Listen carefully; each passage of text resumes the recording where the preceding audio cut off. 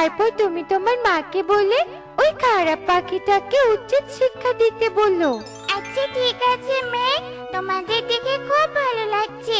আচ্ছা তোমরা কি এখানেই থাকো? হ্যাঁ, আমরা এখানেই থাকি, তবে আমাদের থাকার ঘর আছে। চলো আমাদের রাজ্যটা তোমাকে ঘুরে ঘুরে দেখাই।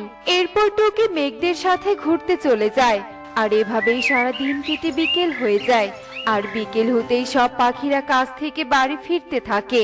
আর এদিকে কালু ও কাকুলি মন্ত্রপুত ফুল নিয়ে বাড়ি থেকে বেরিয়ে পড়ে।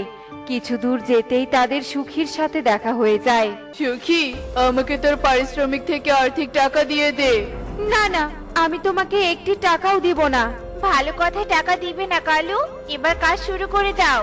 এরপর কালু মন্ত্রপুত ফুল দিয়ে সুখীর শরীর স্পর্শ করে দেয়। আর সাথে সাথে সুখী পাথর হয়ে যায়। কাকুলি, টাকাটা নিয়ে নাও, তাড়াতাড়ি ওই পথে যেতে হবে, ওই পথেও পাখিরা যাতায়াত করে। এরপর কালু কাকুলি অন্য পথের দিকে চলে যায়।